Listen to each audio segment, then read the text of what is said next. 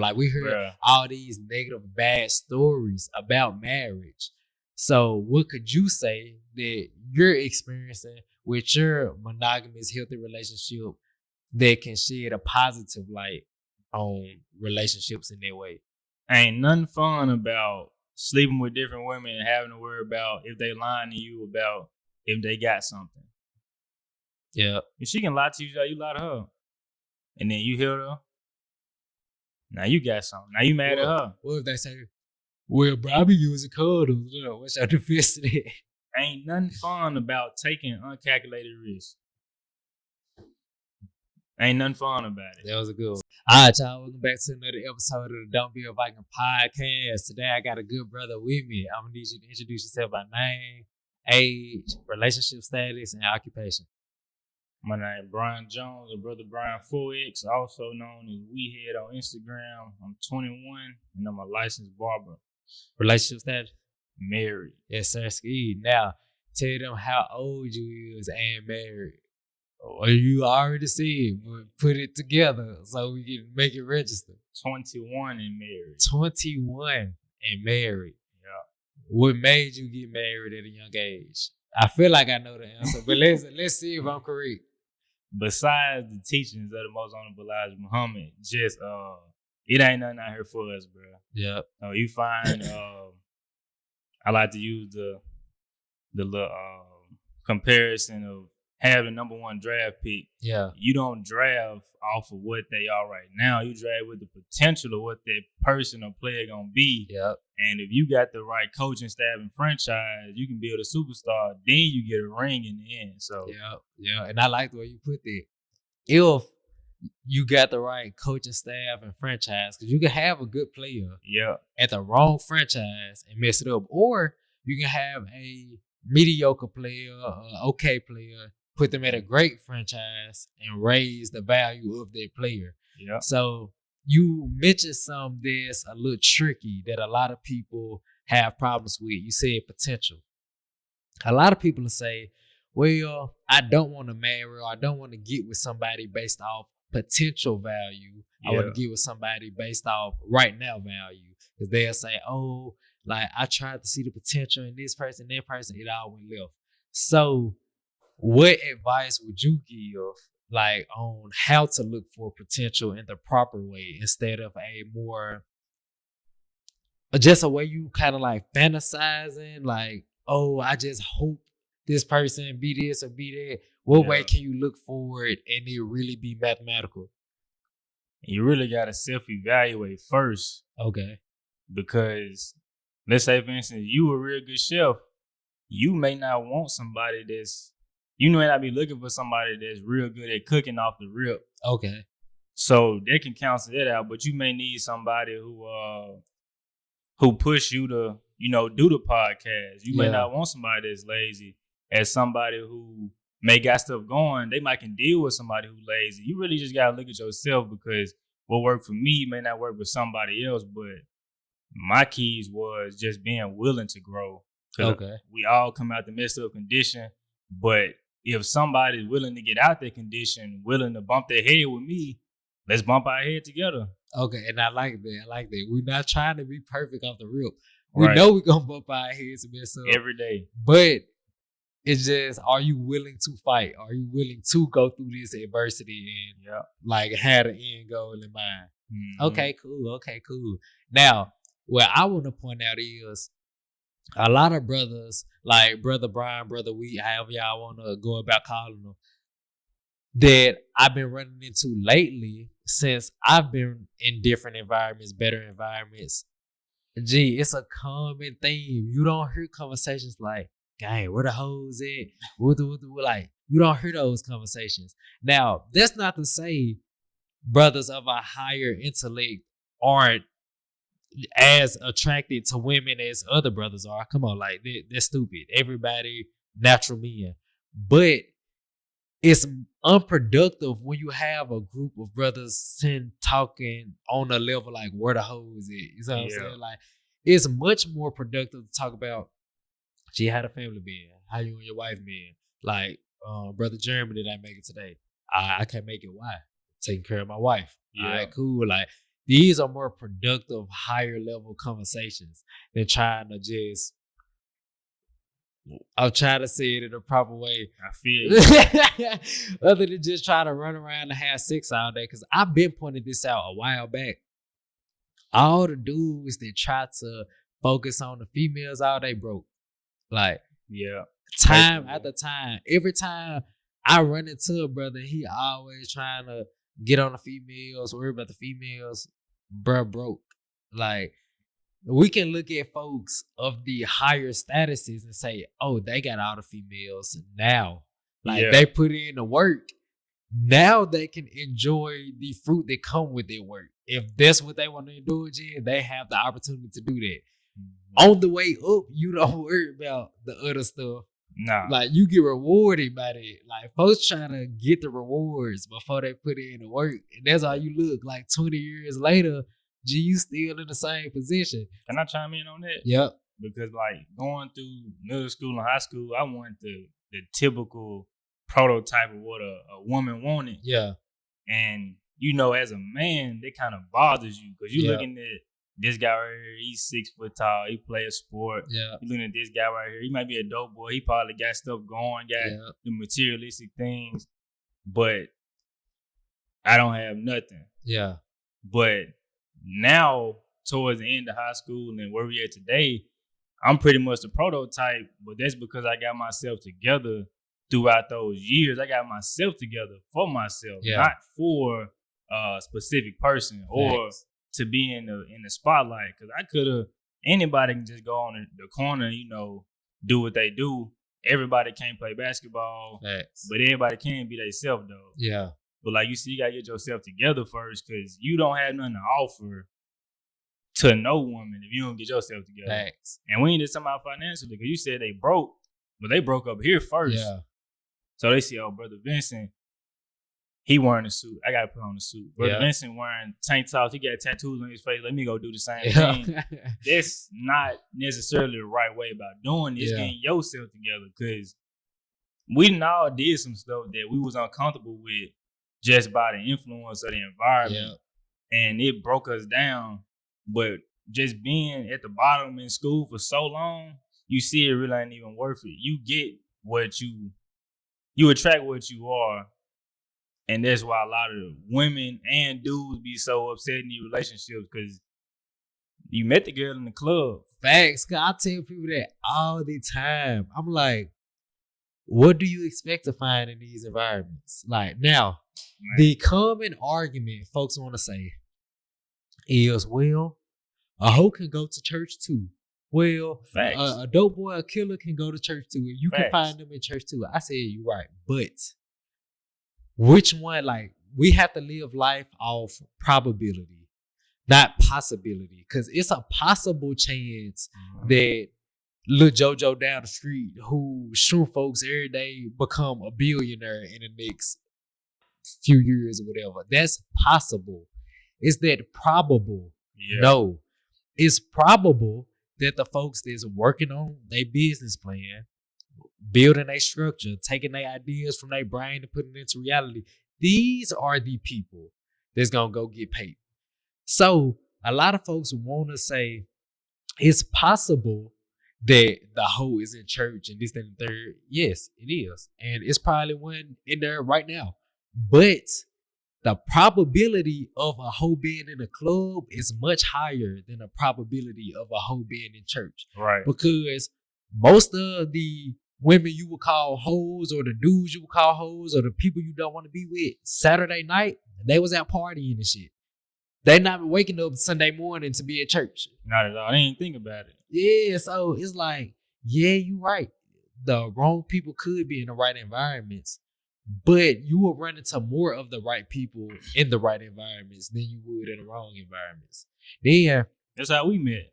What? Like that's how I met a lot of people. Like what was it? Was it last weekend or weekend before last? I was out playing chess with another brother. I seen that. Yeah. Story. So it was this woman that was there. We don't know the sister. Like she just happened to be there while we was there. My boy, I'm gonna let them pass first. We was talking to the sister, it just started small talk. Like since we were just in the same area, my boy just, hey, how you doing? You played chess before? Yeah, we knew to it. Like you might have to give us a pointer. Just like cracking jokes. All right, cool. Later in the conversation, we get to some juicy talks with the sister. And I won't say the topics right now because the conversations were so good. I ended up exchanging numbers with the sister. I'm gonna go try to get her on next weekend. Okay, makes sense. Yeah, but like I think she an older sister, probably like early 30s or something like that. And boy, like I just touch on just a few of them. We was talking about are black people currently oppressed? She said no. And I I questioned her on it, like questioned her about the history, questioned her about the present, this, that, and third. And a lot of stuff we wanted to see eye to eye on. I don't understand that one. I really don't. Then I asked her to start at the point of origin. I named some different problems in the black community. I said, what's the point of origin of these problems? Allow her to talk.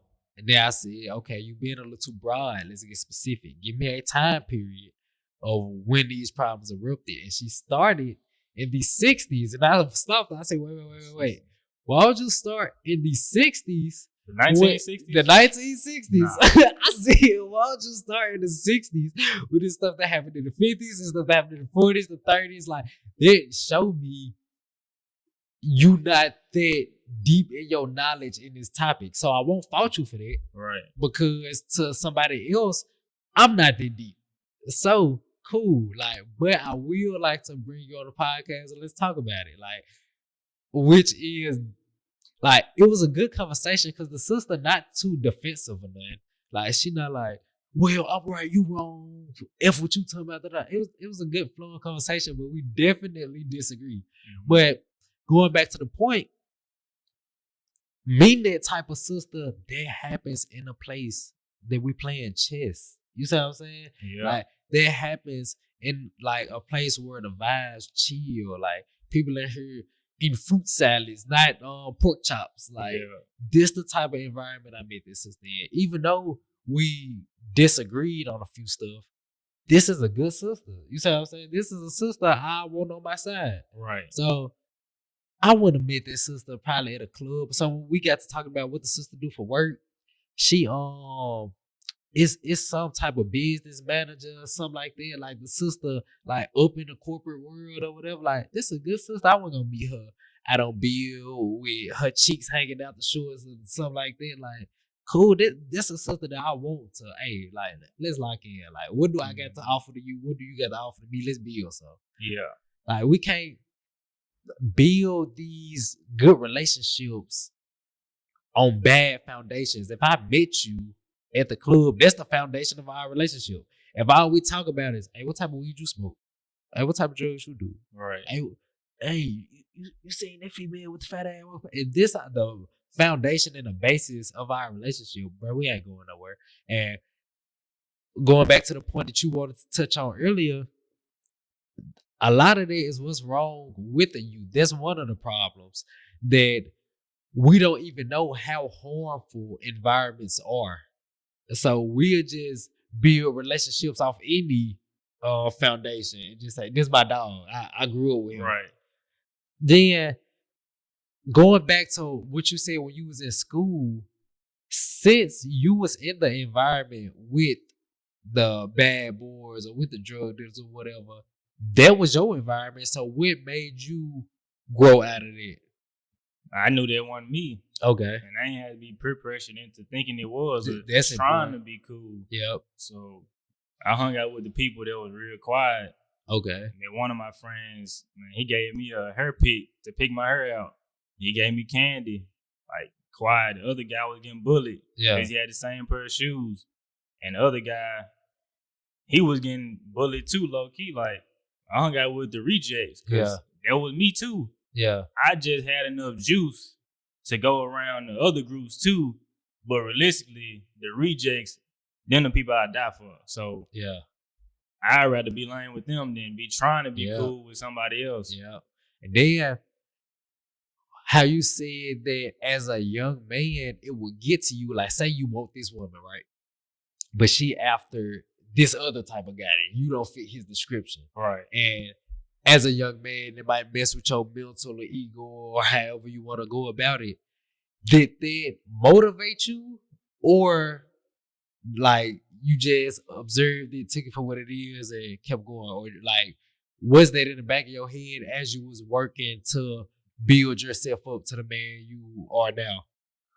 I mean, there's really from middle school to the 12th grade, that's really all it was I didn't know it at the time, but qualifying yourself to be the man that most women will want. Yeah.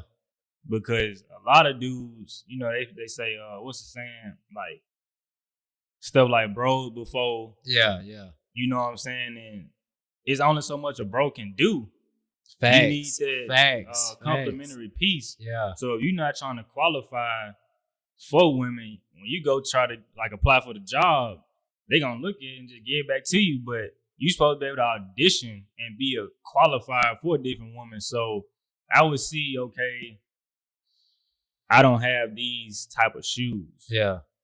I want them, but my mom won't get them. Yeah. Now it's time to do for self. Let me do something to go be able to get this. Yeah. And it was for myself, but it was also on the flip side for the female companion to get drawn in as well. Yeah. Because women do the same thing. And if you're not trying to build a family, which a lot of us not, you just wasting your time. Yeah. We don't start to try to build a family till we like late 20s, early 30s. You done wasted your time. Then when we do it, we still only do it off, well, this is how my mom and daddy did it. This is how my grandparents did it. We don't take the time to look at other bodies of knowledge outside what's easily accessible to us. Your mom and daddy probably ain't do it right, gang. Like your grandparents probably ain't do it right. So why is this your foundation to build your family off of? Like, and don't get me wrong, I'm not dissing mama and daddy because they produced us to get to the position we are. But that still don't mean they did it right. I was having this conversation with my girl the other day. She was saying, I think our parents did a good enough job. Like, we in good positions. I said they did good enough. I think they did, what's the word? They got us to this point, which is good. We not no drug addicts somewhere on the corner, homeless or nothing. Mm-hmm. They got us to this point. But you saying they did good enough. Like, what is the rubric you judging that off of? Because we not, are you where you want to be in life? She said no. Am I where I want to be in life? No. So they could have done better. So we can't say that's just good enough. We have to look at what they did, take the positives. Yeah. Put the positives in our life, look at the negatives, analyze the negatives, correct the negatives so we can be one step better than them. And then with our kids, we still might do some flaws. They need to be able to keep doing that same process. Identify our good stuff, our pros, identify our cons, throw away with the cons and make them better. Like, I think that's what she mean. You think so? I didn't take it like that. You just broke it down though. But, okay. You know, the process of making the God is trial and error. Yeah. You get the one generation, this generation didn't do well enough, but the child saw it, fixed it, and you just go up a few notches. Then the next generation come up. You know, just a process of refining that joint until you get that blueprint. Okay. Like everybody come in under good circumstances. Yeah. You know how to eat.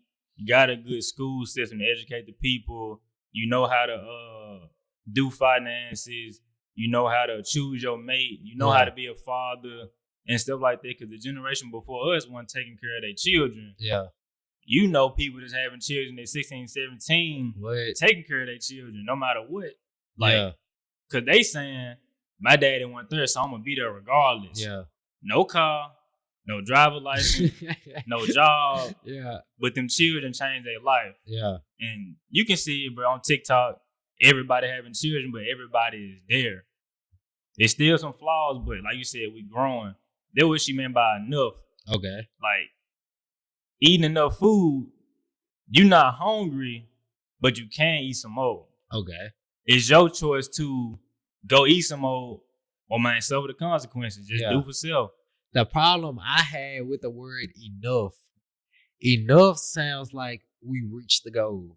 Enough sound like we are satisfied with the current condition of whatever we produced. Like enough, like you said, enough sound like we don't have to do more work, but we can if we choose to. Yeah. In my head, it's not like that. It's like in the condition we in right now, we not drug addicts on the corner, but we need to do more work. It's necessary. It's not okay, the position we in right now. So she put a period, you added a comma. Yeah. There's some more to come after. Yeah. She kind of stopped it. Like we can stop right here if need be. I'm like, nah, like, stop right here for what? Like, if this not the ideal goal we need to reach, like at the end, when we all said and done, laid back, can we look at the product we built and say, well, we couldn't get no more better than that? If the answer is no, then it is never enough. You see what I'm saying? Like, I won't be content with saying, yeah, we did our best. I don't like when people use that vocabulary. Doing your best sounds soft. Yeah. You do what's required. Put yourself in a box. Yeah, like, oh, I did all I could. If all you could still didn't get the job done, you didn't do enough. You should have figured some other stuff out and found a way to add on to what you could have did your best. Like, don't do your best, do what's required. If my best was given 80% and 100 was required, who gives a damn if I did my best? I failed. Right. It's like with the basketball comparison like to do, you know, some people get in the draft and fall second round. Yeah. They did enough. To some people. Yeah. Some people like Draymond Green saying, I'm here, but this ain't enough. Yeah. He remember everybody who got drafted in front of him by name and then order front and back. Yeah.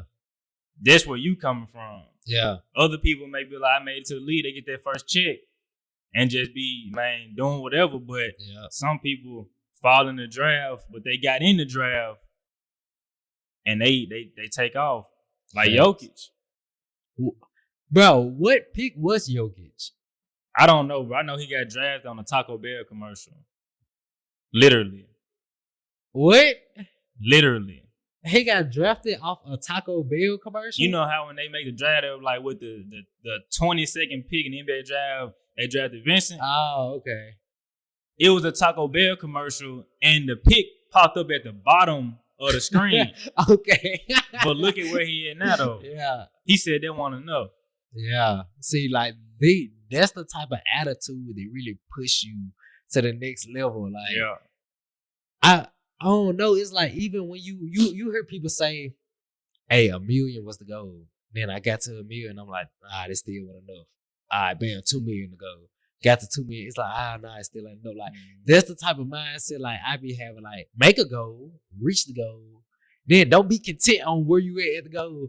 Make another goal. Yeah. Like, and just keep going from there. As long as your mind can conceive it, even if your physical body ain't in the condition to do it, your mind can conceive it, bro. It can get done. Facts. All you gotta do, like you said, trial and error, figure out a way. I was listening to a lecture earlier. Who was it? Brother Khalid Muhammad said, in the science lab, nothing is a failure. Facts. Even if you didn't get the outcome you wanted, it's not a failure because now you know what not to do. And that puts you closer on what to do. Facts. So he was like, that's how it is with life. If we want to be scientists with the life and figure out the best way to navigate through life, nothing is a failure. Like, going back to the example you said with school, some people would have looked at your condition like, haha, look at Brother Brian, he'll fail you. You looked at it like, damn, I can't get the shoes I want right now. Damn, I can't get the girl I want right now. And it was like that, especially with barbering. It was almost just like that. Yeah.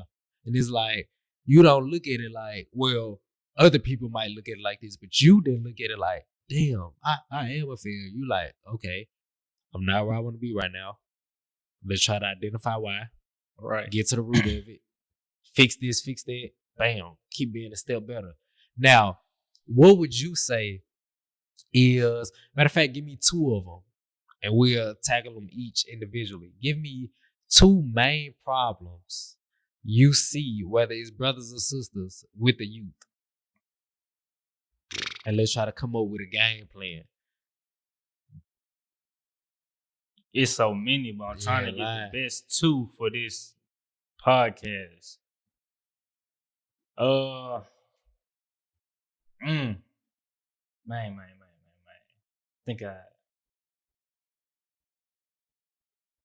Okay, for one, is our mindset towards finances and do I say that one? Our mindset towards finances, and I'm gonna just say how we view each other. I think that can wrap a whole lot of them in one. Yeah, we can divide the 2 right there. We can tackle finances, then we can tackle how we view each other. So finances, how do you think we view finances now? Cool, simple. I get a job at McDonald's. Yeah. $15 an hour. I don't know how much they pay, but let's say I'm making $15 an hour. You start a business selling Memphis Grizzly t-shirt with just a logo on it. Yeah. You post up on the corner and you selling them for $20. Yep. People gonna laugh at you because you on the corner selling t-shirts. And people gonna praise me because I'm getting $15 an hour. Yeah. But you can sell 5 shirts and make $100 in 1 hour to my 15. But we steady thinking this $18 an hour is a good job. This $22 an hour is a good job. Yeah. Overtime, I'm making the extra, whatever I'm making $30 an hour, it's a good job. Yeah. Somebody just sold something and made your overtime in an hour. Facts. But we still steady, I get paid every 2 weeks. The God get paid every day. Yep. My daily bread. That's in the prayer. Yep. Daily bread. You get paid every day. Yep. Not bi-weekly, not once every 4 months, quarterly. No, you get paid every day. We got to see for what the community need and try to supply that need instead of y'all hiring. Facts. Create the job. Then you create the need. Feel the need, not create the need. Feel the need. You hit it on the head. You said the God get paid every day. Cool. When we look at Adam and Eve was in the Garden of Eden. Cool. Adam and Eve grew their own food. Like we be skipping steps. We be skipping pieces of the story. They were, if you want to put it this way, farmers of their own food. They ate when they want to eat. When they want to eat. Yeah. They put the work in. They ate the fruit that they put in the ground and kept it going from there. Now, you can later on look at the morality of it, however you want to look at it, but staying on the surface level of it, they grew their own food. They ate on their own time. If they wanted to, they can change what foods they ate. Let's say you growing apples. You can change it on your own accord. You know what? I'm sick of apples. I'm going to grow some strawberries, some cuties. You see what I'm saying? All right, cool. I'm going to do something else. But when you working for somebody else, you move on their accord. Now, what do you think the best solution is? Because I say my take on it after you give yours. What do you think the best solution is to fix that mindset as far as you making more right now because you working for somebody else? But if I stay on the journey I'm on, I will be making more in 10 years. Because no matter how long you work at McDonald's, over the course of 10 years, you might got $1.50 raise. Right. You went from $15 an hour to $16.50. Cool. And you giving these folks all your damn time. That's the problem. Bro, I use this same wording all the time. It's only 24 hours in a day. Right. They say you sleep for 8, there's 16 hours left. If you work for 8, now you got 8 hours left in the day. Your commute to work might take another hour, 30 minutes there, 30 minutes back. Yeah. Cool, you got 7 hours left. You getting ready for work is 30 minutes going to work and 30 minutes getting ready for the next work day. Whether it's showering, ironing your clothes, whatever. Cool, that's another hour. You have 6 hours left. You have to eat. This is why we're in such bad health, bro. We got only 6 hours left in the day. You think we really preparing food? Nah, I'm just go grab some. Yep, I'm just go grab some. Cool. You might have a kid. This is why we're not pouring into our children. I have about 5 hours left in the day. I still gotta relax my mind. I just got done working, building somebody else's dream. I still gotta come home and relax. So I might take an hour doing that. We overstimulated with social media. I might take 2 hours scrolling on social media. Oh yeah, the little screen, whatever the little phone tell you how long you've been on each app a day. Man, them analytics is real. What? You gotta look at them and real deal watch it. Bruh, it's time, bro. Between sleep and your job, 2/3 of your life is gone. You have 1/3 of your life to build your own dream. And ain't nothing wrong with the 2/3 though. You said 1/3 of it is sleep and 1/3 of it is your job. Yep. But if your job, if you're not working hours to get your hours back, yep, you just like burning your clock, your life clock. Yeah. Because you're gonna look back like, man, I was on that job. I've been Grandpa Vincent, how long you been working for FedEx? I ain't been here since I was 21. What? You 62. I ain't got nothing to show for it. Nothing, bro. You barely went to any graduations, any family functions, anything. Then folks say, why?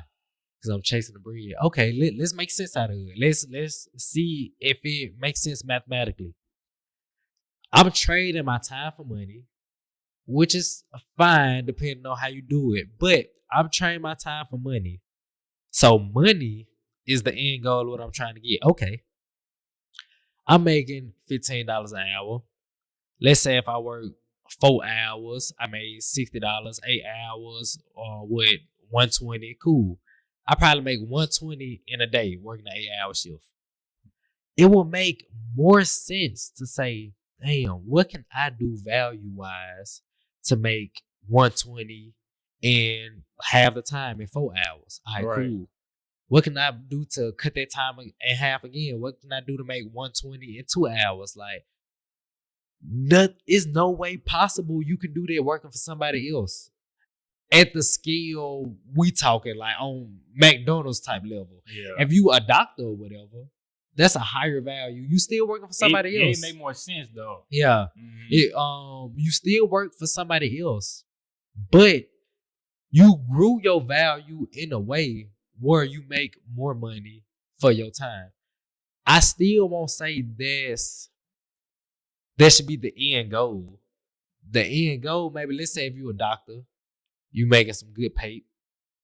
You got skills, cause like you can use these same skills to be a doctor either at your own hospital or in your own way, like Dr. Sabi.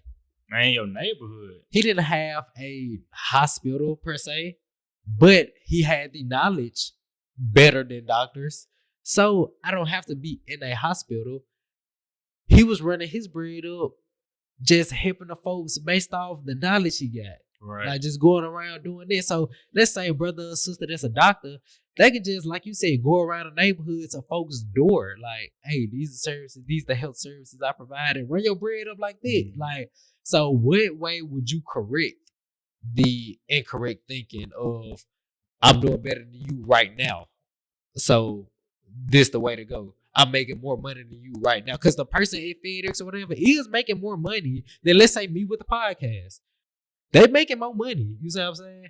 But if we stretch this out over a 5-10 year period, you still gonna be damn near making the same thing, and I done up my value in a way where I can make different streams off this one platform. So what would be your fix to it? See, somebody that's making like $15 an hour and he making nothing right now with the podcast. Yeah. If in our community, that's what we talking about. If a white person was doing a podcast, they'll watch it. Yeah. Why? Why is that? Because they don't know it, but they love the white person more than they love themselves. So they'll subscribe, they'll share it, they'll comment, they'll do all this, and they won't say I'm making more money than him. But when they see you doing it, they got something else to say about it because they really don't want to see nobody look like them doing something that's gonna surpass them. Okay. Instead of saying, let me try to get this brother some equipment. Let me try to connect him with my uncle who a retired basketball player, get him some views. Yeah. Let me try to donate something. They don't really care about the other person because they don't want to see them top them. Because now, if I make that person making 15, you start making 16. Now they really hating on you. Okay. Now I just thought about this. I never thought about this before. Another reason that self-hatred might be so prevalent among us is because, say the white person, say I grew up in a hood where it's barely any white people. Like the only people I know is people that look like me. That means everybody I love and everybody I hate look just like me because these the only people I know. You see what I'm saying? The only white people I probably know are the white people that's successful. Right. The people on YouTube, because I don't know none personally. So I just know the people who famous, who up. So once I see another white person showing resemblance to the other popular white people I know, I'm like, okay, cool. I can easily make the connect. Right. But since I know so many black people, whether it's the poor person, the person that's well off, the real person, the person that's fake as hell, when I see another black person, it's more bad references than good references I can connect that person to without even knowing this person, without even knowing this other black person. I just know I know some fucked up black people. I know some good black people. Like, he probably one of them. I probably attach some good thoughts to him. I probably attach some of these messed up thoughts to him. And I'm not justifying the poor mental state, but I never looked at it from that. Like, that perspective make me be a little more, what's the word, merciful towards it. Because it's like, this really all you know. Because, man, the news anchors, we starting to get more black news anchors, but they didn't look like us. Yeah. The sports reporters, they didn't look like us. Yeah.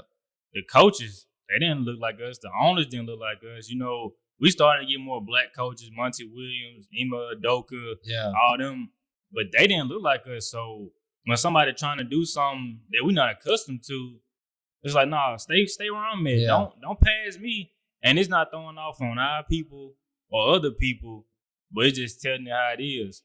Because we gotta help ourselves get into those positions, not for equal rights or whatever, but to eliminate the thought of, oh, I can't do it. Yeah. Because we don't like going to school. I heard somebody in the nation say this is because when we look at the picture, we don't see ourselves in the picture nowhere. Yeah. If you used to go to school to be a doctor, a lawyer, in a pharmaceutical company, in politics, and you look up, the president don't look like me. Politicians really don't look like me. The doctors really don't look like me. I'm going to play basketball.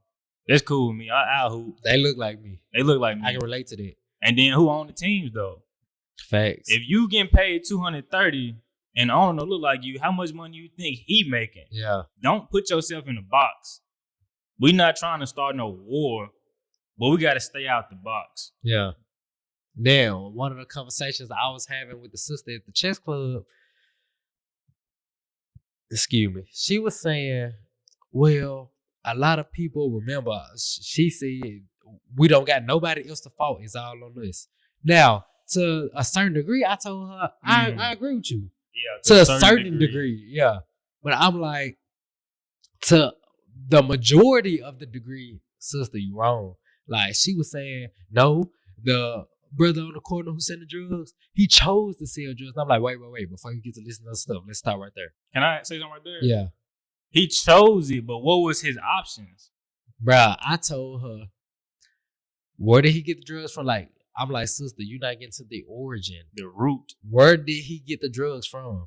Do you think this black brother with no resources, damn near don't even got a car, do you think he traveled around the country to find who got the drugs? Right. He don't even know what it's made of for real. Like, sister, do you think he know who to contact? Do you think he know the components of this to know what part of the country or what part of the world this had to come from and know who to get into contact with? Do you think he thinking that deep when he in survival mode and he can't even think past tomorrow? I'm like, or is it more probable that someone gave him this and told him, here, we'll keep it on the table? Now she said, well, he still chose to take it from them. True. Okay, let's really dive into it. Cause she was saying he can just go get a job. If his mama got a job, his daddy got a job, his uncles and aunties got a job, if everybody got a job around him and he see everybody still piss poor, why in a logical mind would you say, I'm gonna go get a job too? She said, well, he could have went to college. Sister, how do you even know about college? Because other people introduced it to you. That's the only reason we know about anything, because an outside force, an outside influence brought it to us. Then I said, sister, you don't understand science. The way something changes its course of action is when a different force comes upon a force that's greater than the force. So we can look at friction. What they say, a motion, an object in motion will stay in motion until a different force comes upon it. Cool. This force has to be greater than the current force to change the course of action immediately. Friction is not that great of a force. So if you throw something hard enough, this ball can roll for a long ass time unless the friction on there is a great degree of friction. Like, this floor is a smooth enough floor where, bro, we can roll this damn bowling ball a long time. Yeah. If you had carpet, something with more friction, cool, it won't go that far. The environment he in doesn't put enough strain on him to change his current direction. It might be a college ad on TV. That's not a strong enough goddamn force. No. When he in the middle of the trenches starving, you can't tell him, you seen that commercial, why didn't you change? I'm like, sister, I'm trying not to get frustrated with you. But like, your argument don't even make sense. No, so not enough. He starving, bruh. He don't even got food in the refrigerator. Everybody else got jobs and they still poor as hell. Why would he say, I'm going to go get a job? Lil John down the street probably tried to go to college. It didn't pan out. Now Lil John stuck in the hood and he looking at that like, okay, I don't want to go to college. Somebody else selling him dreams. Like, bro, if you start moving this crack, bro, you go. And he see the dope dealer around the corner, like in a new Escalade. Oh, yeah. He like, bro, it's common sense to use, he said Nike Tech. It's common sense to use the process of elimination. Like, I don't want to do the jobs. I don't want to do the college. I'm going to do the dope. So I'm like, you putting the fault on who exactly? I salute the brother. We'll get down to his moral level later. He in starvation. I salute the brother for trying to do something that will put food on the table. You condemning him, I'm like, I understand you. Cool. Like, you doing this, making you a businessman. You got a product. You find in the market. You using your mouthpiece in a way that'll make them want to buy it. We can build off this, cuz. Like, we know business. We just got the wrong product. That's it. Cuz, like, with the jobs, we know money. Like, we know, all right, well, when I get this, like, I was talking to a brother the other day, credit score messed up, but he like, gee, if I get enough money saving for my job, I can fix my credit score, I can get out. We trying to get a foundation, but the tools we trying to build with is off. Brother Jeremy said this when we did our interview, boy, it stuck with me. He said, we trying to build our heaven with the slave master tools. I'm like, what? I really just said and thought about it. Like, that's a heaven, but it ain't the heaven we really be thinking we want. We trying to build with, like we said earlier, what our parents gave us, what our grandparents gave. What's the root of it? Where did our grandparents get it from? They got it from their grandparents. Where did their grandparents get it from? The plantation. The former slave owner children. Like, where did the slave owner children get it from? The slave owner. Where did they get? Like, if we keep going back to the root of it and see where did this knowledge originate from, we'll see why we in the condition we in. A lot of people are gonna say, "Oh, yeah, make it about race."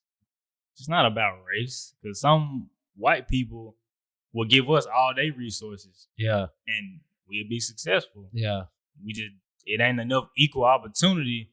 So why would we take the slop? We trying to be healthy off eating pig. Yeah. And we trying to make all the sense of the word out of it. And you just hit it on the head. That's exactly what we do with the jobs. We trying to be healthy off eating pig. Man, we want the big house. We want all the nice clothes, the nice TVs, the games. Yeah. You ain't got nothing. And the person who gave it to you designed it that way. Yep. That's the problem. And then how you said earlier with the sport analogy, you said we try to be the players. We don't try to be the owners. If we dig deeper, like let's say, because we look at the rappers, we say, damn, Future lit. Like, he rich, Drake rich. Now, don't get me wrong. These brothers got paid. Oh, yeah. But we don't like get on Google and type in who the richest people in the world. None of them rappers. None of them ball players. So you know the what's the word? You know the little saying they say, well, if you aim for the stars, you at least land on the moon. You heard that? Yeah. If we take this same analogy and we try to duplicate what the richest people in the world do, even if we don't get to that point or be better than them, we'll still be well off. And that's when your children say, my mom and daddy did enough. Yeah. For real. Yeah. Like, that's when we can really be like, okay, yeah, we comfortable in this position. Mm-hmm. Now, the other thing you touched on, how we view each other. And we kind of poked at this in the previous conversation, but why do we view each other? Matter of fact, we gonna spend some time on that if we ask that question, because we gonna really start getting to the root with this. So I'm not gonna ask why do we view each other like that. How can we correct how we view each other? Well, I'm gonna throw out for the first question that you were gonna ask. Is this Willie Lynch syndrome? Yeah. Designed by the slave masters to keep us in that condition for hundreds of years to come. Yeah. And the document is online. You just Google Willie Lynch syndrome, Willie Lynch slave letter. Yeah. He from the east side, I'm from the west side. AKA they in from Cordova, I'm from Whitehaven. Yeah. He nice, I'm tough. Yeah. He tall, I'm short. He dark skin, I'm a crib. Like, and it's differences, bro, that really don't matter. How to fix it though is the knowledge of self. And you ain't gonna get there. You ain't gonna get that knowledge of self, but in one place. Muhammad Mosque. In your local city. Yeah. Or coming across somebody. But without that, without going to Muhammad's Mosque to fix it, is like you in the hood, but let's say you grew up on the same street. Yeah. We starting in first grade, we start kicking, we outside playing curve ball. Then we go to middle school. We don't know nobody in the school, but we know each other. Yeah. So me and you locked in. Then we pick up another friend, then three amigos, but now we starting to click up because we all play basketball. Yeah. And now we beefing with the people who less athletic. Yeah. Or, why we gotta click up? Because the basketball player in high school, we know that our brothers really don't be the smartest. Because if you trying to make to the league, you really don't have time to get into the books like that. Yeah. But if I'm a nerd and you a star point guard, don't bully me. I can help you where you can't. Facts. You know what I'm saying? You got time and we can help each other. Cause say like how we said earlier, since you in the books, since you working on building yourself up in the academic way, you probably don't got the resources or this, that, and the third to get the women you want. Right. If I'm the popular dude or whatever, it's like, bro, it makes so much sense when we break it down. Let's say you the smart dude, I'm the basketball star or whatever. You probably want to be in certain environments or whatever, and it's probably not welcoming or accepting to you. I bring you along with me. Hey, y'all, this my plus one. This brother Brian. Now everybody like, oh, here with you. What's up, guy? Right. Now your face card going up. Now they see you without me, and they like, oh, what's up? All right, cool. Now I'm bringing value to you. That's gonna make you want to bring value to me, like with feeling no hassle behind it. Like, hey, brother Brian, I ain't gonna lie, I ain't do my homework last night. I was in the gym. Like, you got the homework here. Like, man, take some pictures of it. Like, cool. Like, everybody help each other. Mm-hmm. And because of that Willie Lit syndrome, we so divided. It's hurting us. And the other day, I say this on camera because it's like it's nothing. It didn't amount to nothing. But another brother, like a few years ago, bumped heads with like in a bad way. Cool, like it was this close to like really getting here with it. Like, cool. I ain't gonna put no smut on the brother's name, so I ain't even gonna say what happened after that. But things ended up not escalating in the way it was gonna escalate. But one of his partners, the dude I bumped heads with, just hit me up the other day. Like, he tried to come on the podcast. I'm looking at it like, once you just with dude or whatever. Now I'm thinking I could take this one or two ways. I could take this in a nigga way. Cause fuck you, hell no. Like, yeah, come on. I don't want to sit down and talk to you. Yeah. Like, that's how I was thinking. If I'm like, fool, should I take it this way? But tackling the question at hand, why do we view each other like this? One of the reasons is a lack of communication, bro. So I'm like, what if it's not that deep? What if I'm viewing it wrong? So I text the brother back and instantly, like, no small talk, address the elephant in the room. Like, I bumped heads with your homie. What you feel about it? Like, cool. He was like, man, it's all straight. Now I'm looking at it like, bro, this could be a snake move. Like, but at the end of the day, I'm like, you know what? I don't even want to keep this type of narrative going. Like, if it's a snake move, I feel like I'm man enough to stand my ground in whatever adversity. If somebody come here and we gotta bump heads or whatever, in whatever way we bump heads, we'll handle it when we get there. I'll take that chance. Cause like by doing that, I'm also taking the chance to like build with a brother that the bridge almost got burnt with. You see what I'm saying? So I'm like, cool, G, let me put that Willie Lynch nigga mindset to the side. And let's sit down, G. You a grown man, I'm a grown man. We bumped heads a couple years ago. G, let's sit down. Let's see if we can still have a conversation. And like, bro, if we do this, like a lot of times, I feel like with a homie, like early high school, lack of communication.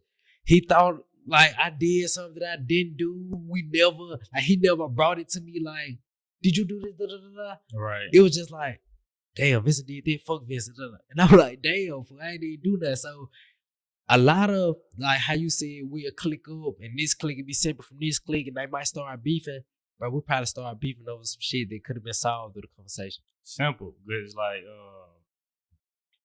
I got people in my past, everybody got people in their past that they done bumped heads with and fell out with. And, yeah. Like, you just really thought like it was nothing with them. And you get older and wise and you be like, I wonder what Vincent doing, bro. It really, yeah. Man, me and Vincent do everything together. I'd die for Vincent. Yeah. And some people will sit there and think about somebody all day and got their number and never call. Why?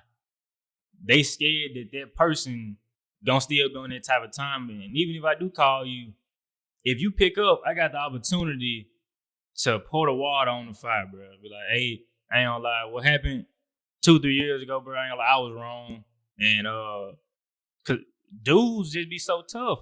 I tell my homie, bro, I told my guy, bro, I said, I love you, bro. I miss you. I wish, you know what I'm saying, it was how it was back in the day, but better days coming. I tell somebody, man, I love you out of nowhere, or I miss you. I hug my bros. Like, that's not gay. Yeah. That's just being real. Cause if you die today, I'd be at the funeral like, man, I wish I would. No, do it. Yeah. And bro, I feel that. Cause like a homie, I feel that way. It was my dog for like Buddy and Clyde, thick and dead. Like, he passed away? Nah, we just fell out. And after we fell out, I'm like, I gave it some time. And I'm like, fool, let me just reach out. And like the first part of the message I sent them was like, bro, too many great men divide for lack of communication. Right. Like if we fall out, let's make sure like we doing this, like everything understood between the two of us. Like it don't need to be no misunderstanding that caused the fallout. Like it need to be like, okay, like you standing on what you stand on and you view it a certain way and this perception is correct. I'm viewing it a certain way, this perception is correct, and we agreed to break it off. Cool. Text them, we end up not like bonding back together. But I'm like, cool, like this is the right way to do it. It's something you can sleep on. Yeah, I'm like, gee, I don't got no regrets behind it. Like, I'm not thinking like, well, what if? Well, I could. Nah, it's like, bro, this what it is, this what it ain't. Now I know that for a fact instead of going off assumptions. Why? Just because I communicated. That's I was watching Home Alone with the barbershop. Yeah. The past few days, I had 1 and 2 just going back. With the mind I got now, I'm peeping different stuff. So on the first Home Alone, the little boy Kevin was upstairs with his cousin Buzz. And they was looking out the window at the old man and was like, Buzz was like, he killed his family members, woo woo woo. And he put his body in the salt and they turned to mommy. And Kevin was just scared off of that from that point forward. Yeah. But then he saw the man in the church. Old man probably 70-something, Kevin probably 10. They got to talking. He's like, why you in here? I'm here with my granddaughter. But me and her dad, my son, are on good terms. And Kevin told him, you should pick up the phone and call him. Yeah.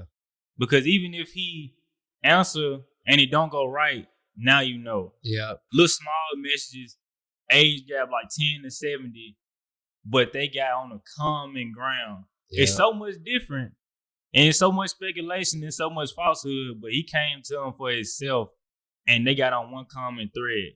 That's really all it do. Bruh, communication is so important, bruh. Now, I keep going back to the sister at the chess club because we touched on so many different things. I had told her, bruh, you can't fault people for what they don't know. Like, for what they weren't exposed to, I would say. Like, because you can fault people for what they don't know. But if they wasn't exposed to it, and they don't even know this thing exists, that's a different story. And I told her, like, when I first was see brothers in suits and stuff, nobody around me wear a suit. I swear I'm not even making this up. Facts. Even to a funeral, people will wear, like, a polo button down or whatever, like, still dressed nice. But nobody would have a suit.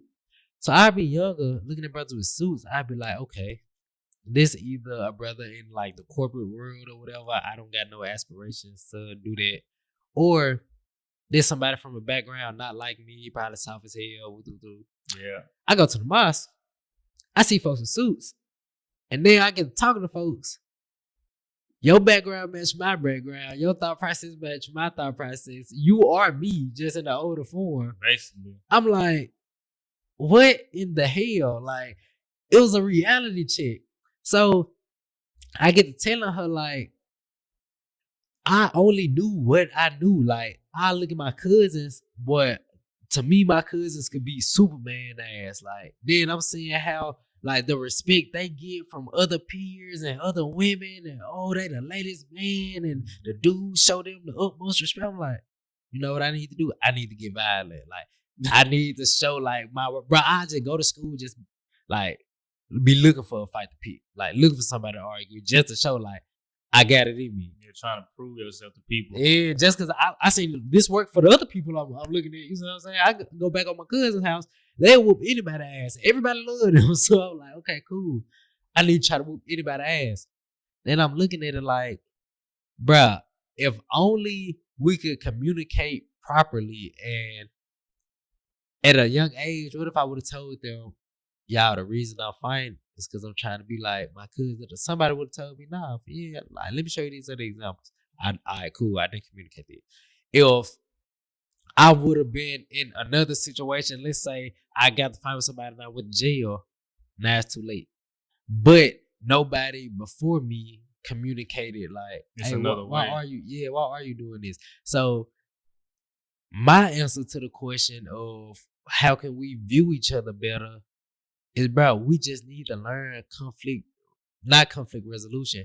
We need to learn how to communicate, because if I knew how to communicate, somebody else would have told me different ways to solve my conflicts, give me better conflict resolution other than fighting. You know what I'm saying? So that's probably my best answer to it. If we communicate better, let's say I don't like you for whatever reason. You took the girl I want, or you the type of barber I want to be. You took my client, or whatever it is. And I'm like, fuck Brian. Brian at this party, Brian, fuck him. And I just keep this aggression inside. I never come to you like, hey, bro, like, you mind if I talk to you right quick? Like, you mind we step to the side right quick? I ain't gonna lie, bro. Like, I got a problem with you, and I know you don't know because I didn't communicate this with you before. But that one client that came to you on that Saturday, he was supposed to come to me. Like, we had already made the appointment or whatever. And, like, you took my client, and like, I feel like you just knew he was coming to me, and you purposely like text him or whatever, and you tell me like, nah, guy, I ain't even know he was your client. Bam, we hashed out. I'm like, all right, you know what? So it ain't that deep. Like, I actually like how you cut. We started talking about some other stuff. So it'll really just help our bonds within each other if we find different ways to use our mouthpiece. Now, what's your number one solution to it? Because I feel like it's 1,000 solutions, but I feel like this the head of it for me.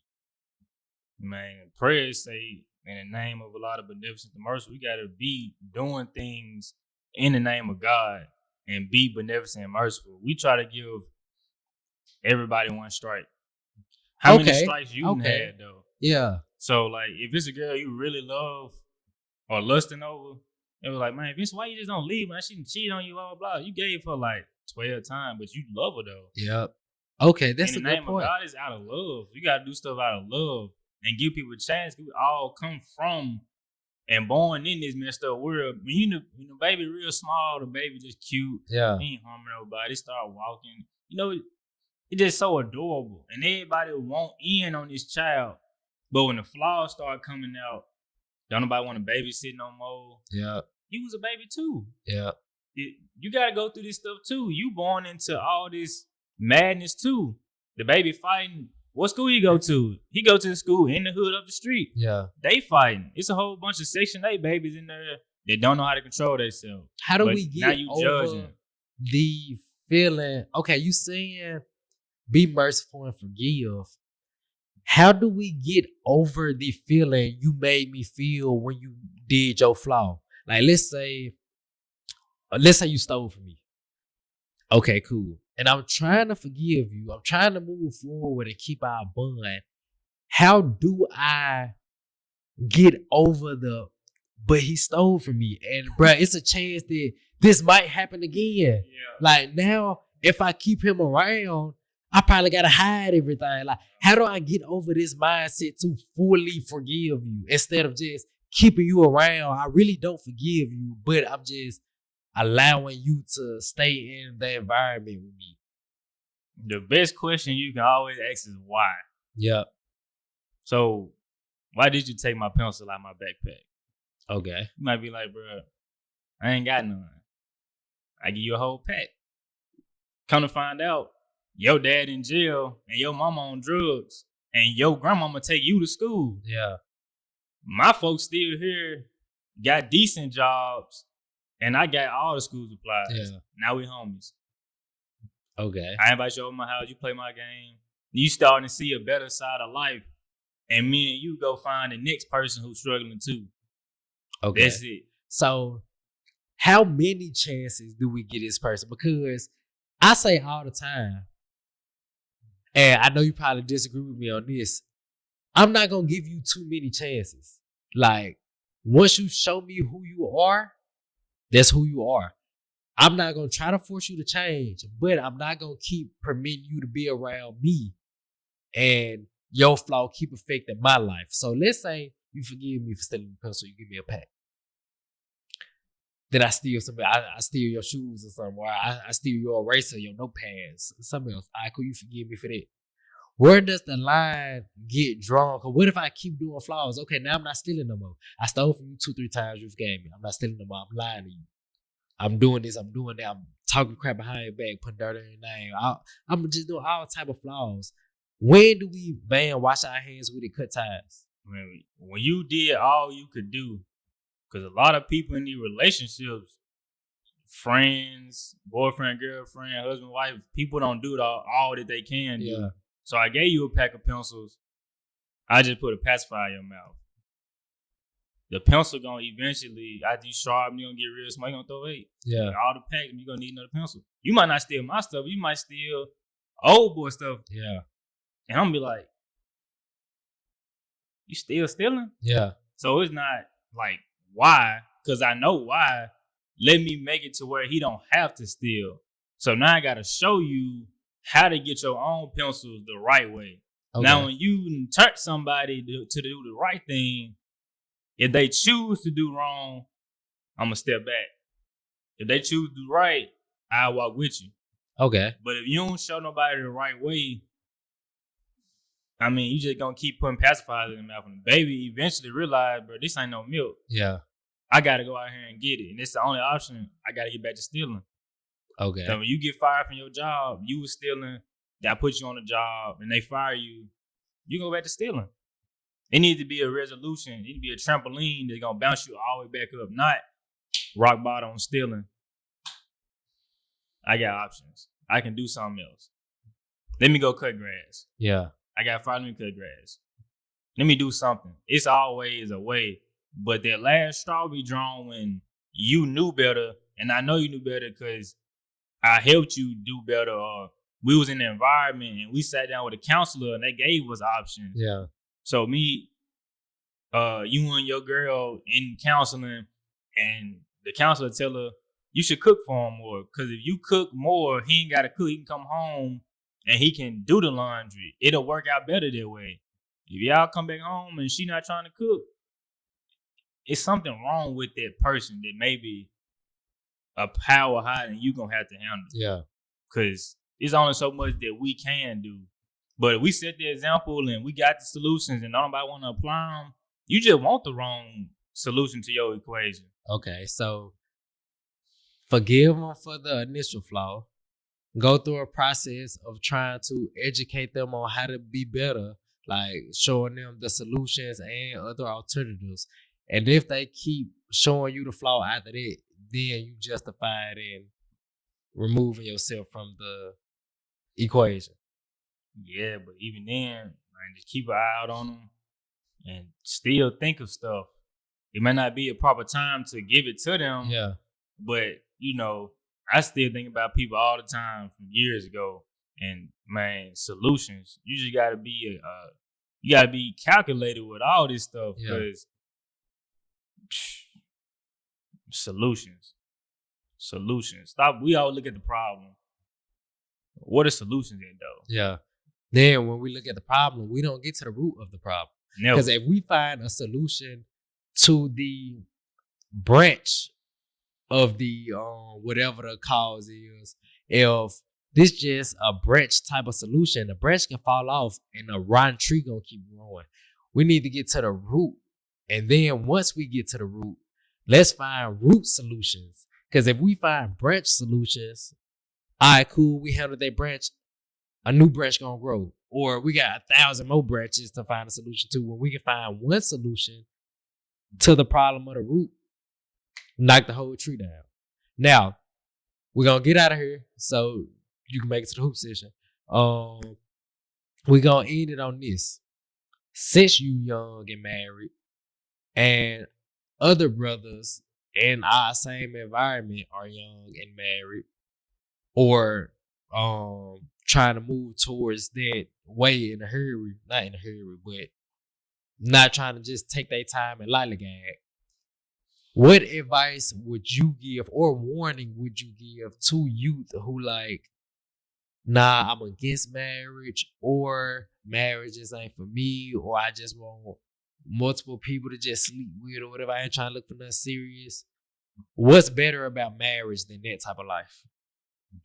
Multiple people to sleep with, just saying you don't got enough discipline to sleep with one person, and you not man enough to take care of one person and responsibilities that come with one person. So you rather disperse 10% here, 10% there, 10%. You're not a man. Yeah. Then why is discipline important? You can't maintain nothing without discipline. And maintenance, you can buy the car off the lot. That jump break down. Can you put maintenance on it to keep it running? Yeah. You gonna stop. Yeah. So as soon as old girl over here do something wrong, man, I'm done with her. I got whoop. But if you locked in on this one, that make you more of a man. I'm gonna help you get to where you're trying to go. We gonna bump our head together. Yeah. If she bump her head, can you pick her up and put the ice pack on it? Yeah. And then she be like, okay, he love me. When he bump his head, I'm gonna put 2 ice packs on his. Now you gotta ride or die. Facts. But if you just 10% here, 10% there, one person mess up, I gotta know. You keep thinking people are replaceable, you wrong. Some people ain't replaceable. A lot of times we hear, like, we might talk to an older brother or whatever, a cat we just know, and they say, man, little bro, I done got married. You better have all the fun you can now. Because once you get married, all that fun stop. Or we'll hear somebody say, man, I got married, I got divorced, I lost everything. Like, we heard all these negative, bad stories about marriage. So what could you say that you're experiencing with your monogamous, healthy relationship that can shed a positive light on relationships in that way? Ain't nothing fun about sleeping with different women and having to worry about if they lying to you about if they got something. Yeah. If she can lie to you, you lie to her. And then you hear her. Now you got something. Now you mad at her. What if they say, well, bro, I be using condoms. What's your defense to that? Ain't nothing fun about taking uncalculated risks. Ain't nothing fun about it. That was a good one. So now. That was a good one. I done slept with this girl and you come get a haircut. I'm talking to a new female or something. Bro, I just was with her. Bro, I swear that happened to me. Now we beefing. What? You could have avoided that by having some discipline. Yeah. It ain't nothing cool about, okay, I had something going with this girl and I'm thinking I'm so cool and player. I walk out 9 months later, you got a son. What? You could have avoided that. You would have had a discipline. Now, you didn't plan for none of this. The God write his history in advance and then carry out with the plan. But if you just got uncalculated stuff happening, you don't know what plan you finna carry out with. Stress. Yeah. You just getting weighing down. So now you was the man. Now you gotta go get the job. You forced to get a job. Yeah. You ain't got enough time to get home and take care of your business, so you gotta eat fast food. Stress. You don't get your hair cut no more because you always sleep. Because you gotta deal with the baby and the baby sleep. You gotta get sleep. You just ain't nothing fun about that. Yeah.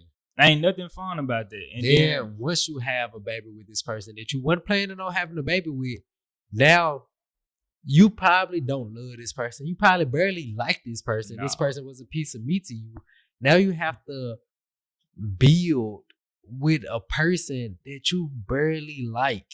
And I can almost guarantee that will go into the love y'all got for the kid. Like, say I hate the mama. The kid look just like the mama. The kid act just like them. You see what I'm saying? So it's like, not only is this hurting you, you producing a negative product into the world. And when folks like, damn, like what produced this product? You don't get no. It was fun. Yeah, remember, you don't get no fun. cool points for that, cuz. It was fun. I had people tell me, I had people who are married tell me that I shouldn't get married early. I had people who are married who had some of their first children when they weren't married with baby mama drama tell me that I shouldn't get married. But I'm looking at your previous history. Yeah. Life didn't get good until you got married. And the children you had under that one woman are your best children because they out of love. You expected it and you all down for it because you planned it. Yeah. You had control over that. So it ain't nothing. Social media got us thinking it's more out here than what it really is. It really ain't enough, a lot out here for us. But I live in Whitehaven. I can see all the women in Germantown, Cordova, White Station. Yeah. I'm thinking possibilities. Yeah. It's not realistic. The realistic thing is, it's this girl that I talk to every day, be over house every day. Her mama like me, and we kick it all the time. Hey, bro, why you don't talk to her, fool? Like, what? Yeah. That's just my friend. That's where it start off at. Yeah. Then you start to have sex with somebody, the friend get chopped in half. Now it's just a sexual relationship. Yeah. Then you get to being with them. That's my girlfriend.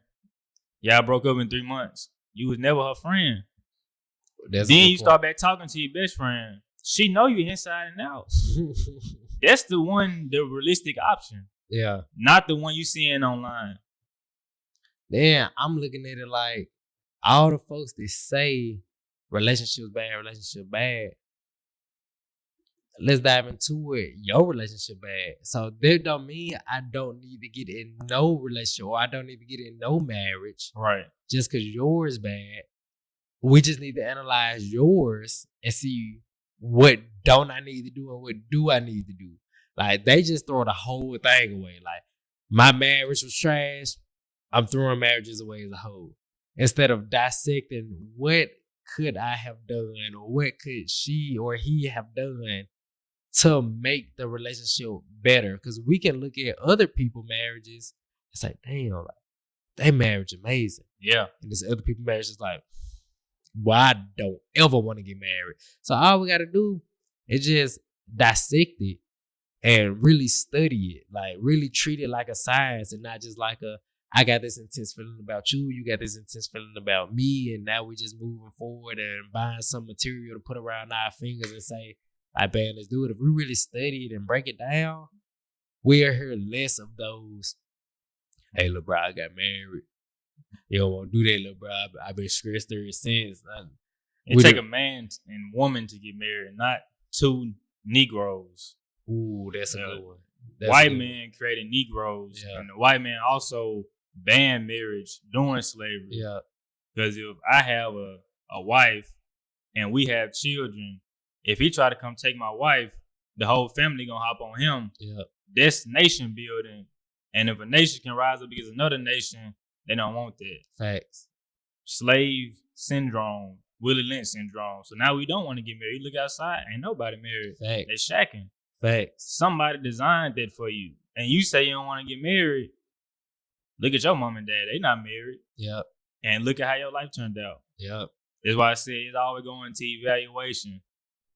Well, my dad was locked up. My mama, she doing good.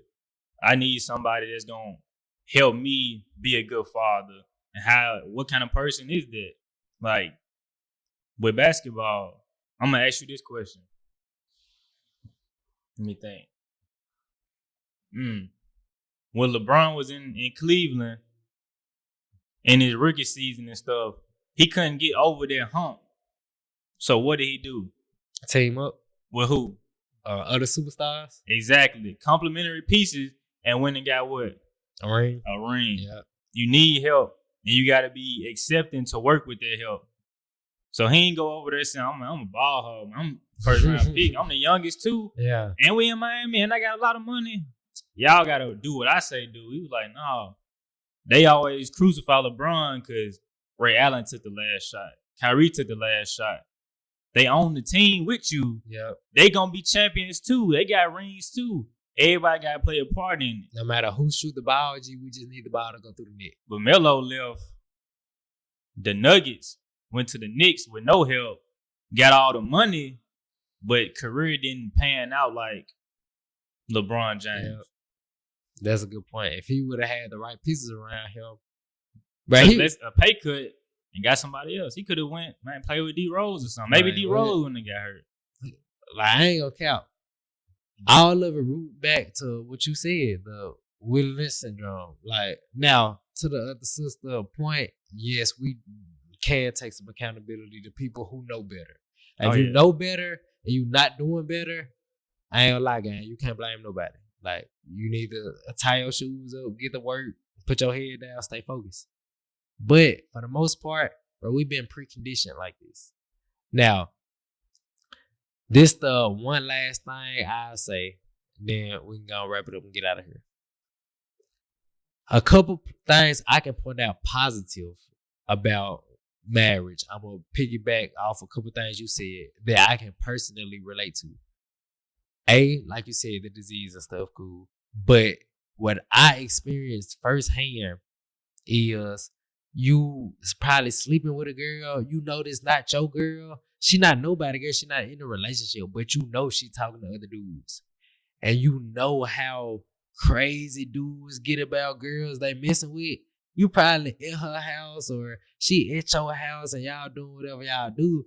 And the whole time you gotta think in the back of your head, gee, will somebody pull up? Like, what if I have to really bump heads? Like, all because I'm trying to enjoy the company of a girl that's not exclusively mine. Bam. Then having multiple women is so time consuming. Like, since you the man, you have to do the approaching and this, that, and third. You have to do the court for the most part. She gets courted. So if you try to talk to so many women, when are you building yourself up? If I'm talking to 5 women and I'm sending 5 good mornings, 5 what you doing, 5 good nights, I'm going on 5 dates throughout the week and this, that, and third. This takes so much time away from me. And as we explained earlier, you only got 1/3 of your life to build your dream. So if you chopping this 1/3 in half by trying to just get your rocks off, not even in half, like you said, 5 different women, you cutting into fifths. What, like, and then this not cutting into fifths, like, and one of these fifths is still building your dream. No, G, like each of these fifths going to a different woman is not necessarily pouring back into you. When you with your wife, it's almost an equal input and output. She pouring into you, you pouring into her. It might be in different ways or whatever, but you still getting some for what you put in. Which when you just messing with women, cuz like you taking on risk and you damn near ain't getting no reward other than this little itsy bitsy feeling when y'all have sex or whatever, and then it's gone right after you get your rocks off. And it's like, this is pointless. You just put all this time in, get to a position where you can have sex with her. You have sex, it lasts that amount of time, and now you back doing that whole other process with another female. You just wasting time. That's why by the law of God, sex supposed to come after marriage, because it disrupt the whole foundation. Yep. And to your point, and the whole thing is focus. Yep. People asking me, why you don't make music no more? Why you don't sell the clothes no more? Why you don't do this no more? Because I made my mind up. And ain't nothing more powerful than a made up mind on what I want to do. And focus just stand for follow one course until successful. Yep. So you got all these different avenues, but you can't. Let's say you got 5 accounts. You got one for saving for traveling, car expense, rainy days, groceries. Bruh, if you just put all of it into one, we're gonna grow quicker. Yep. Focus on that one person. Focus on that one business venture. And, man, keep growing. Cause you can't get nowhere if you ain't putting nothing in. People know, but it's the discipline aspect of it. Yep. Cause you know you gotta pay for this date. You got to pay for the next one. You got to pay for the next one. You got to pay for the next one. You got to pay for the next one. You pay for all 5 women dates, but you wouldn't pay for one girl on 5 dates.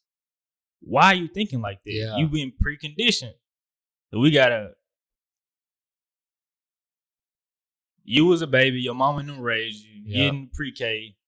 Now you in a school system that wasn't designed to put you on top. Yep.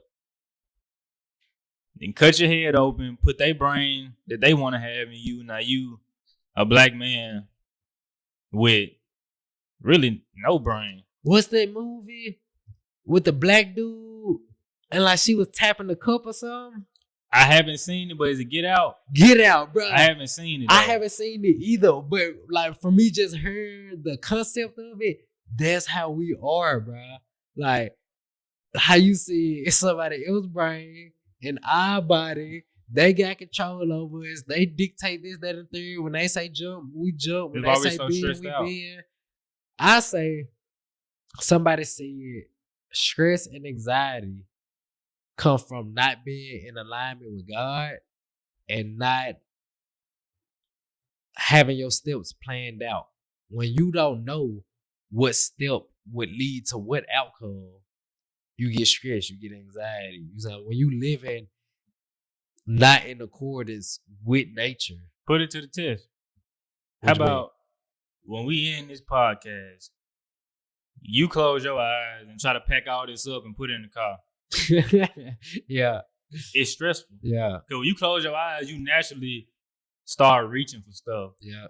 You taking smaller steps and you trying to make sure that this ain't gonna make you fall through the flow. You gotta make sure that this ground is firm. Yeah.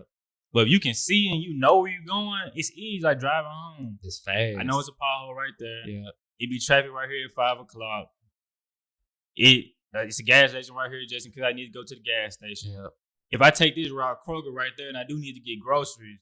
But if you just ain't got no direction, and when it's dark, you more tempted to fall asleep. And that's when the clock speed up. Since you use the eyes closed example, since you taking these small steps, like it take me like 30, 40 minutes to pack everything up, get up out of here. If my eyes closed and I'm taking these smaller steps or whatever, bro, it might take me 2-3 hours or something. That will make me discouraged and say, fuck it. And don't even finish putting stuff up. So, how you said focus, follow one course until successful. I'm going to say fuck the course. Like, if I'm getting so frustrated that I feel like, God damn, I already been in here 2 hours. I really ain't been keeping progress of how much I got put up since I can't even see. I don't know how long it's going to take me to finish it. I'm done. So I just walk out the building, go to the car. I'm done. Like, how you going to follow something you can't see the end goal? Yep. What they say, the light at the end of the tunnel. Like, how can you join the nation and want to become an FOI? You ain't seen an end goal. Yep. We can see an end goal. We've seen several end goals. All type of examples. All you see it.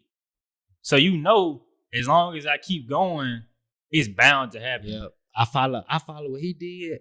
Like, I got the exact step-by-step blueprint to know exactly how this dude got in this position. And all I gotta do is follow the blueprint, and I at least get close to that vicinity of where dude at.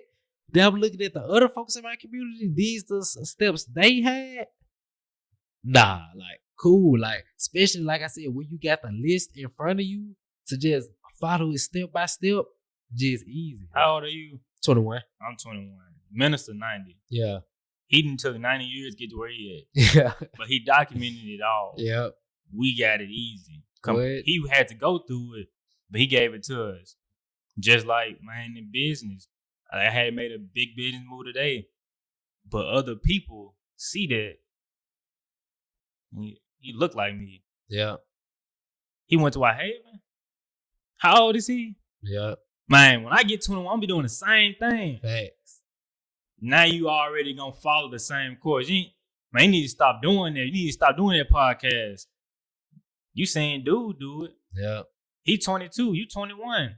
He started at 20, you started at 20. If I keep going, I'm gonna be exactly where he is. You ain't talking about nothing.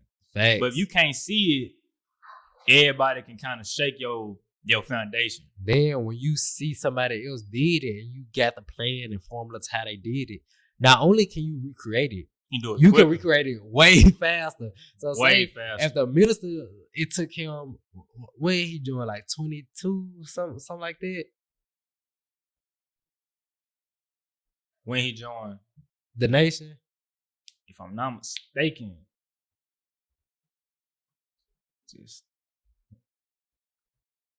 I got it. I don't want to say the wrong thing. I don't want to say the wrong thing. Okay, I know it was 20s though. Like it had to be 20s if I'm remembering correctly. So let's just say 25. If it took him that long to accomplish that goal, what's that, 65 years? We probably can accomplish it in 50 years. All right, cool. The folks out there probably can accomplish it in 40 years. We might be advanced with it. Instead of it taking us 65 years, it might take us 20. Like, and bam, like now we can put the process in such a way where the folks after is able to do it at 5. Now, everybody after that, 5, bam, it's straight. But somebody had to do it first and go through the most hell in doing it, bump their head the most times, and bam, now you can get to everybody else. So I feel like that's a perfect way to wrap it back to the original point, and then we can get out of here. Because remember how earlier when we said a way to fix the youth is to communicate. Documentation is a form of communication. Like if you text somebody, they're still communicating. You don't have to be verbal with it to communicate. If you don't text, you don't speak, and you only do the actions, there's still communication. If somebody records you and show it to somebody else, hey, this how you did it. If you watch Michael Jordan and you want to be a perfect example of Michael Jordan, you can cut the subtitles off and cut the volume down and just watch the actions, and you're like, bam, I know exactly what to do. You never had a conversation with bruh, but through his actions, they communicate to you what you need to do, what you don't need to do. So one of the ways we said earlier on how we can fix the youth is through communication. We just gave you an example. If you find a role model, if you find somebody like, bro, I love dude life and I would love to be in dude position, cool. He don't gotta text you. He don't gotta give you a phone call. Look at his actions. That's his communication to you. Be grateful that you're able to observe and see his actions, whether it's in person, whether it's social media, whatever. Bro, look at the actions. Let that communicate to you. Pick apart what he doing differently than what you doing and get to it, cause make yourself better. Like other folks outside of yourself can try to help you get better, G. Ain't nobody gonna help you how you can help you though. Right. Like you gonna be your main motivator. You gonna be your main coach. You gonna be your main partner. This, that, and the third. Bruh, try to put God first in your actions. Move in the right manner, and then push yourself, guy. That's the importance of marriage too, though. Put God first. But just you said anybody gonna have you like you got you. Yep. You got somebody who got you. Oh, yep. You got somebody who gonna take care of you. Yep. You can't really fight the world. It's hard to fight the world and come back home and pat yourself up. Oh, that's a good one. But you can fight the world and know you got backup at home. Yep. You got hit across the head and nigga be like, man, I just gave Vincent a lick. You come back out the next day, it ain't there no more. Yeah. He just won't stop. Yeah. Huh. What is he going back home to? You like going back home to chaos. Somebody else going back home to heaven on earth. How you see LeBron had to get reinforcements. I mean, you ain't gonna win no shit. I ain't never seen nobody. We ain't talk about old days or new days. Scotty, nobody won a championship by themselves. Kyrie LeBron, yep. D-Wade LeBron, Chris Bosh, Steph, Clay, Clay, KD, Andrew Wiggins, Draymond Green, Sean Livingston. They had great role players. Andrew Bogut. Come on, man. What? Like, bruh. Nikola Jokic, Jamal Murray. Them folks, but they got great role players. Michael Porter Jr., Aaron Gordon, Caldwell Pope. When they had Bones, like Bones was a good role. What's Floyd Mayweather brand called? The Money Team. Not he didn't do it by himself. Yeah. LeBron James called it the James game. Yep. So Savannah, Bronny, yep. Bryce, Zuri. Yeah, I sure forgot the name. Rich Paul. Yep. Even the players on the other team on the same team. Even folks that's not on the team that's still in your corner. What KD say when he was giving his speech, bro? My mama the real MVP. Like, she not out there on the court. Nah. But she still helped him get to where he is. They're still in his corner. Because with the right environment, bam. And check this out. That just made me think of Jimmy Butler. How we just said earlier, nobody gonna push you how you push you. KD mama was in his life. They did have a good relationship. Jimmy Butler mama put him out. Yeah. And he still like, I'm not gonna let this stop me. He's still like, I'm gonna still do what I need to do. I'm gonna still get to where I need to be. And that same chip on his shoulder, follow him in the league. Now look at where he at. You know what I'm saying? So it's like, it's multiple ways. But it's multiple ways you can look at it. But at the end of the day, if you working your ass off, it's pretty hard to fail. Man, it's just focus. In all them scenarios, it was focus. Yep. Somebody followed one course until they were successful. Yep. People bounce around the teams and end up getting a chip. Unless you Kobe. Just stay with the same folks. But he still had to add new pieces. Yeah. He stayed with a piece of fallout. What was one situation? They couldn't beat LeBron, so they had to go get KD. And KD couldn't win unless he had Steph and them too. Yeah. It's complementary pieces. Yeah. You got to have somebody on the other side working with you. And how you see it, bro, Bron is the best. And he still had hey guys, I still need help. Because even though, if we just compare player by player, Bron can't be messed with. But he still ain't finna go play 105. He tried. He got his ass whooped. Patrick Mahomes, Travis Kelce, Tom Brady, Rob Gronkowski, yep. Julian Edelman. Everybody had a squad. It's like, how could we think we so different? Like, is it the Quran or the Bible? One of them say, no, both of them say this in different ways. Basically saying you can look at something small, the smallest creatures God made, and the wise can learn something from it. I know it's in the Quran for sure. Yeah. So if we can look at an ant, a bee, a this, that, and third, and learn something from it, we can look at everything. We can look at this bike. We can look at the clouds, the sun. We can look at the sports teams. If you wise enough to make the connections, you can look at anything in creation and apply it to your life and make your situation better. Without the right knowledge in your head to make the connections between the two, they seem separate. I say all the time, everything is connected if you know how to look at it. Everything. Like, something that don't got nothing to do with each other. Like a jellyfish and a buffalo. Like, I don't know that much about neither of them two, so I can't make the connection.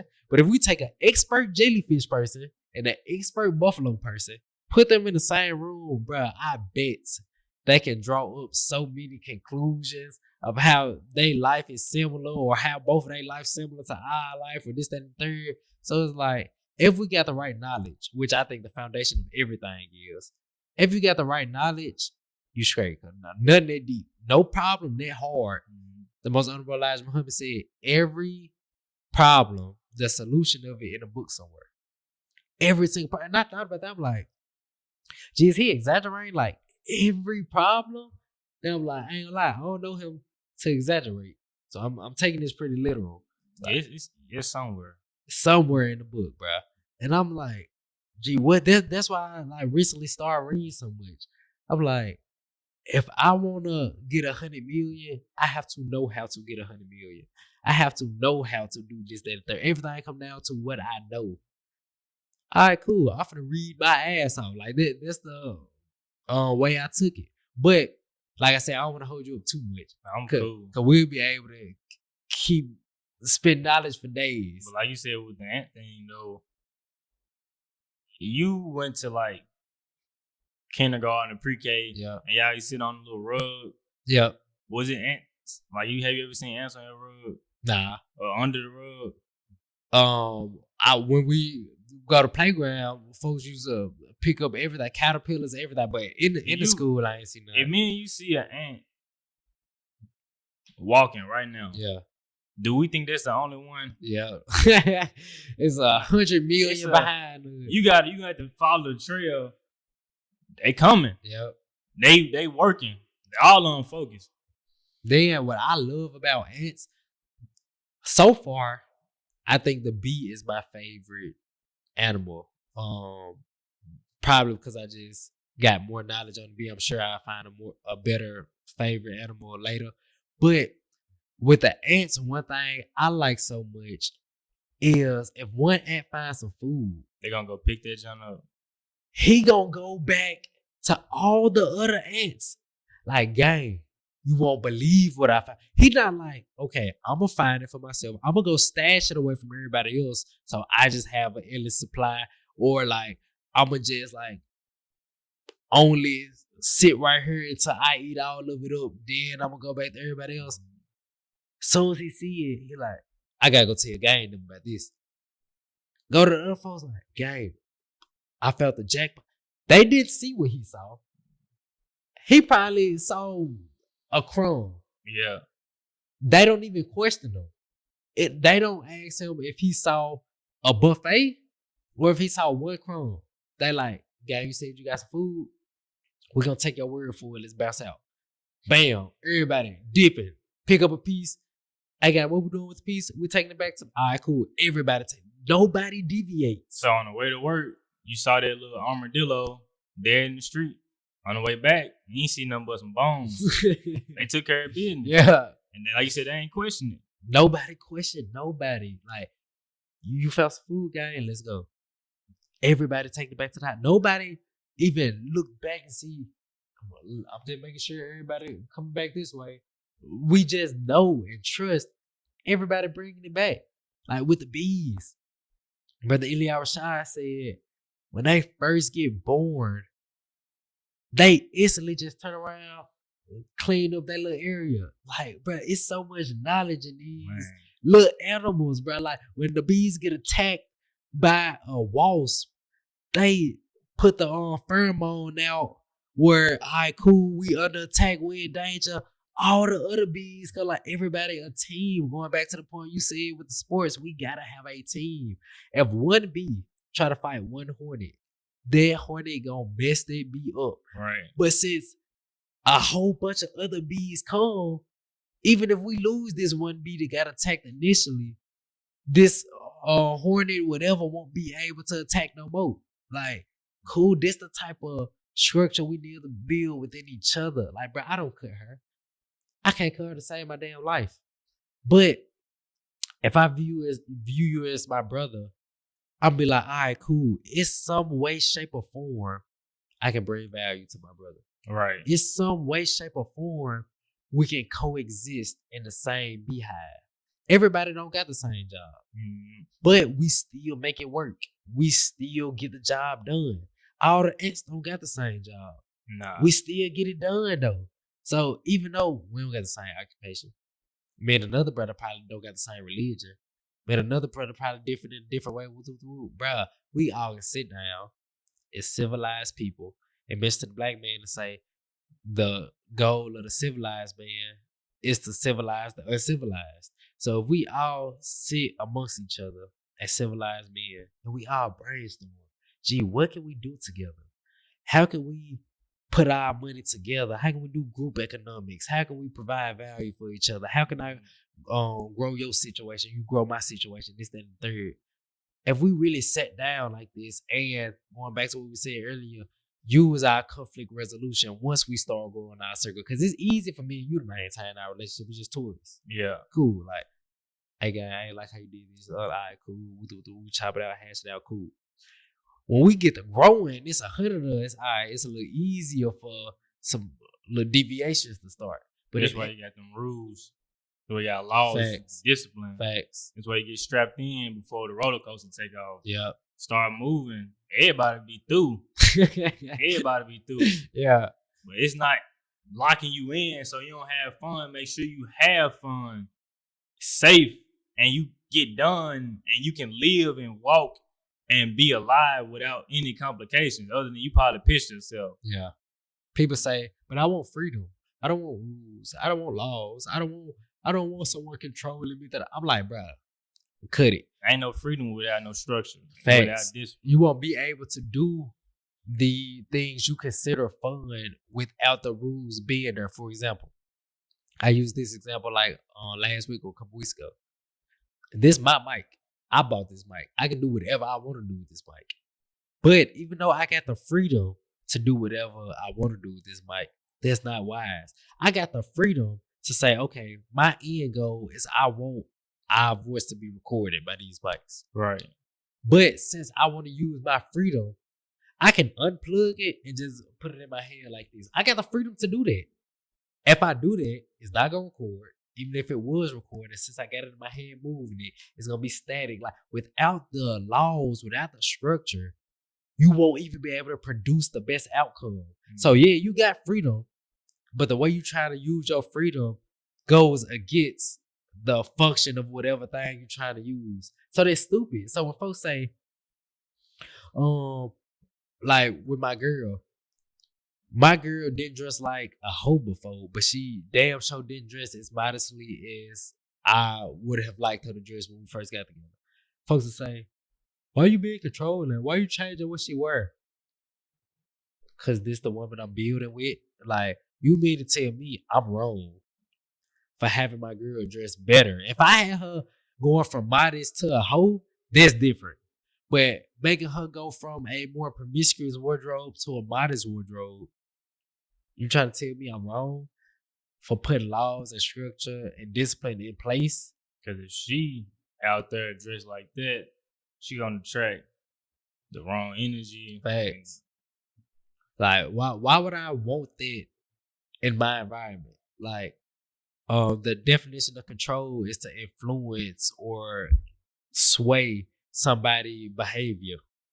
If this my wife, why would I not want to have influence over her behavior directly affect me? Mm-hmm. You think I'm supposed to have no influence? And I like the stuff people say is stupid, because like that's why I only have a lot of like deep conversations with a lot of people. You're gonna piss me off because you talking about something you really ain't studied. Like I studied wardrobe. Yeah. I studied modesty. I'm still studying wardrobe. Clothing is language. Facts, man.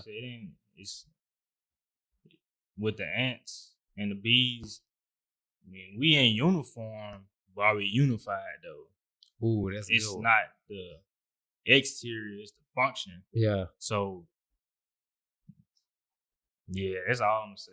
I had to reevaluate how I do it, because like you said, it's not the exterior. So you want to get to the root of it. What is the motive behind you wear the clothes you wear? Because if I just want attention, if I just change your exterior, but you still have the same heart.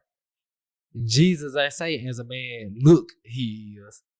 As a man thinking his heart, he is. What's your motive behind the action that you're doing? And let's address that.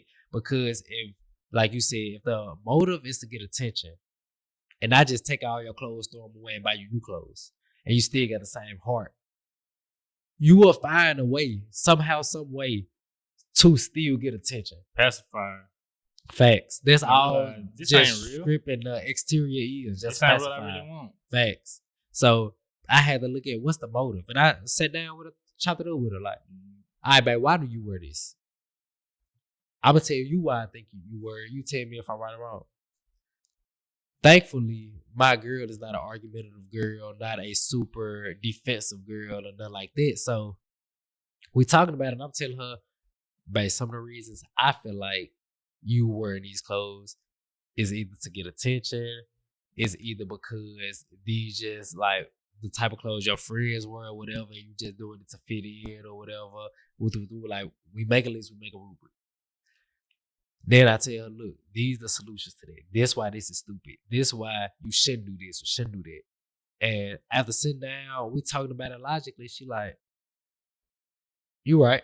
Like, and man, we build from there. Now, communication. Facts. A lot of women want to say, ain't no nigga changing my wardrobe. Like, I'm a grown ass woman. I'm dress how I want to dress. Right. Cause ain't no nigga got the power to do that. Facts. But a man got the power to do that. Yep. Yeah, man really got the power to do it. Then I asked the sisters, you say you love this man. You would rather end the relationship over material accessories than just changing it so you can stay with the man you love? By doing that, you saying you love the clothes more than you love the man. If you tell me that, I ain't gonna lie, sister, I ain't gonna argue with you. Like, if you love the clothes that much, or you don't love me that much, you got it. Why would I try to fight to change your mind on that? If you say you love the clothes more than me, I ain't gonna lie, sister, either I'm flawed as hell or you flawed as hell. If this the situation you debate and you choose the clothes, first of all, it shouldn't even be a debate. But for some sisters, if this is the debate, you choose the clothes. Either I'm not nothing, I'm just a nigga, or I ain't gonna lie, sister, something wrong with your damn head.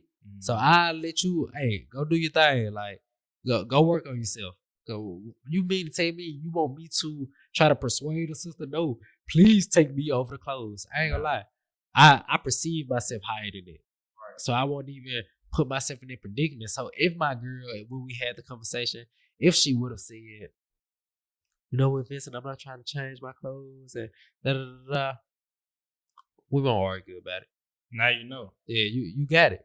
Like, I'd be a damn fool to still move forward with you. Because later on, I'm going to have a complaint.